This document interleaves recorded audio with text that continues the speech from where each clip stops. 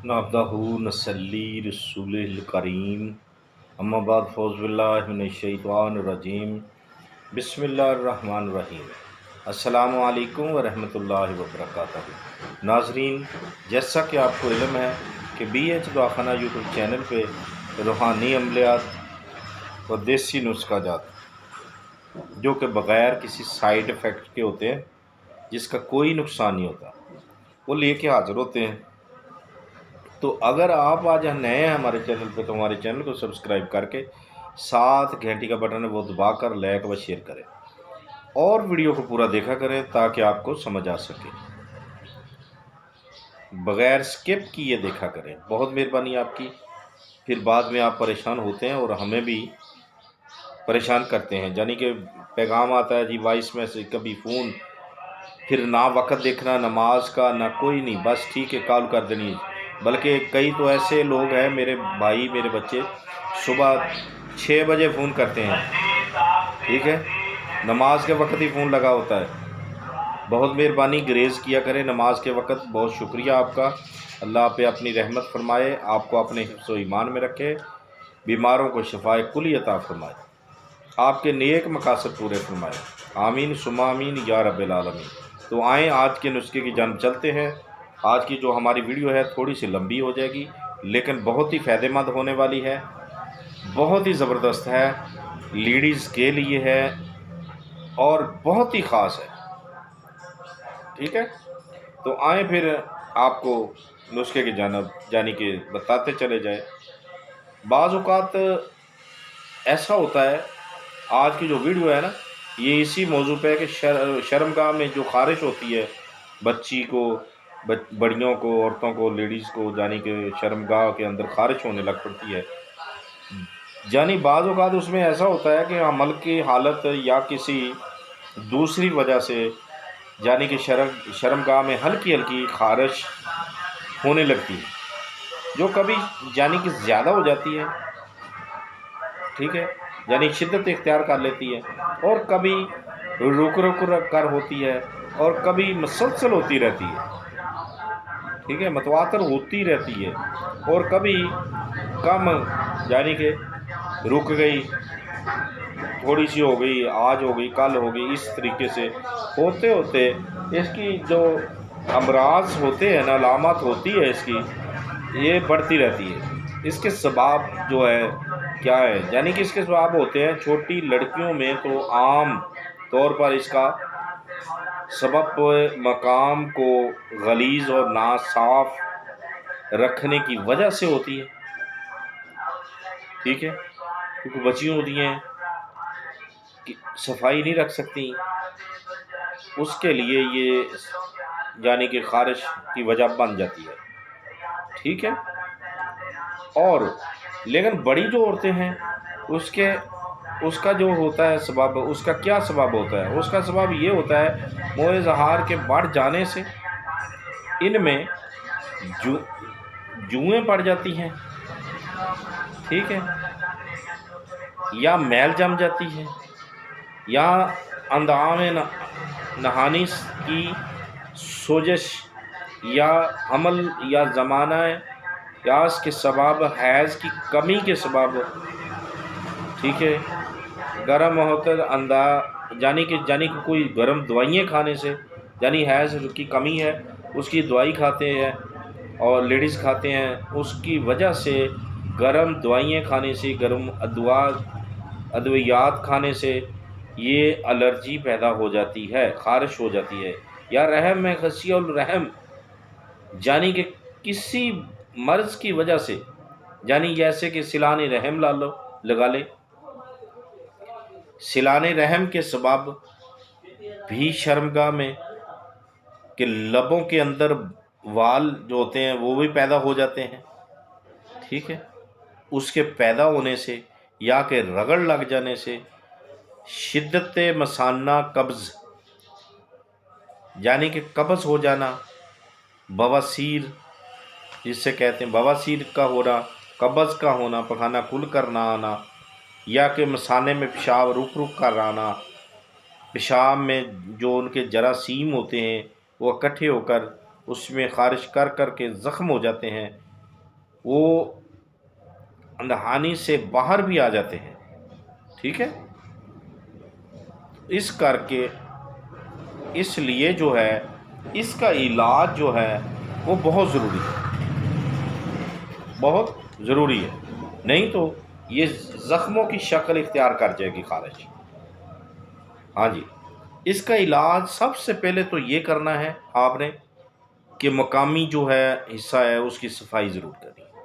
और सफाई रखना भी सुन्नत है, सफाई रखना चाहिए, पूरे जिस्म की रखनी चाहिए, सफाई रखा करें, ग्रेज़ किया करें, यानी कि गंदगी से, नापाकी से।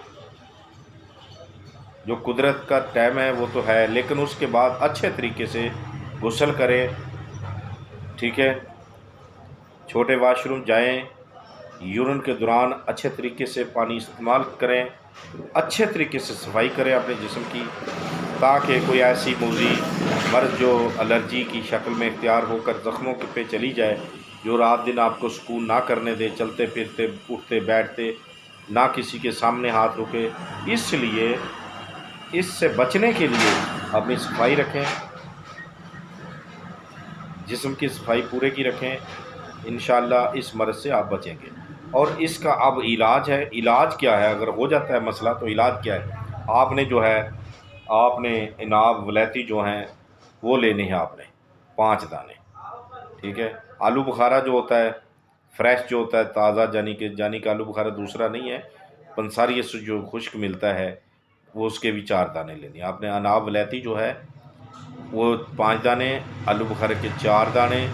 आगे कुछ चंद चीज़ें हैं जिनका एक ही वज़न बताएंगे। एक साथ समर हिंदी 1.5 तोला है, ये चीज़ हो गया। तुखम कासनी हो गया, गुल नीलोफर हो गया, शाहतरा हो गया, शंबा, चिरायता, करैता, कौज़बान, संदल सफ़ेद, संदल सुर्ख, गुल मंडी।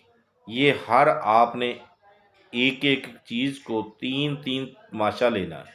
कितना? 3-3 माशा हर एक चीज़। तुखम कासनी से लेकर गुल मंडी तक हर चीज़ जो है आपने एक एक यानी कि 3-3 माशा लेनी है। अब इसका क्या करना है? आपने सब चीज़ों को साफ़ करना है। देखें, वलैती अनाब है, उसमें भी कोई डंडी वगैरह को कचरा हो सकता है, आलू बुखारे में भी हो सकता है। चलो साफ़ भी है तो ठीक है, लेकिन देखना चाहिए। समर हिंदी जो है वो उसे भी चेक कर लें। ये 1.5 तोला लेनी है। 4 दाने आलू बुखारे के, 5 दाने यानी कि आपने लेने अनाब वलैती के। इस तरीके से तुखम कासनी से लेकर गुल मंडी तक ये जो चीज़ें बताई हैं ये आपने 3-3 माशा लेनी है। अब इसको क्या करना है? अब आपने इसको 1.5 पाव पानी लेना है कम अज़ कम रात को। किसी मट्टी का बर्तन ले लें तो सोने पे सुहागा, लेकिन लोग मॉडर्न है, अब मट्टी का बर्तन लेना या उसमें खाना पीना पसंद ही नहीं है। चले बहरहाल कोई बर्तन ऐसा लें जिसके अंदर यानी कि वो चीज़ खुरे ना, जाने के बर्तन पुराना ना हुआ हो, उसको ले लें। उसमें इसको साफ़ सुथरा करें, अच्छे तरीके से भिगो दें सारी चीज़ें। ठीक हो गया। जब सुबह हो इसको अच्छे तरीके से आपने मसलना है। ठीक है, रात सारी भिगोए रखना है। इसको अच्छे तरीके से यानी कि आपने इसको 1.5 पाव पानी जो है उसमें भिगोना है सब चीज़ें को। ये 1 दिन की है, इसके बराबर आप मकदार ज़्यादा कर सकते हैं। 3-4 दिन आप इस्तेमाल करना चाहते हैं वो करना भी चाहिए, ताकि बीमारी जो है मुकम्मल तौर पर ठीक हो सके। तो आपने क्या करना है? 1.5 पाव पानी जो है इसे माल छान कर इसको पुन लेना है।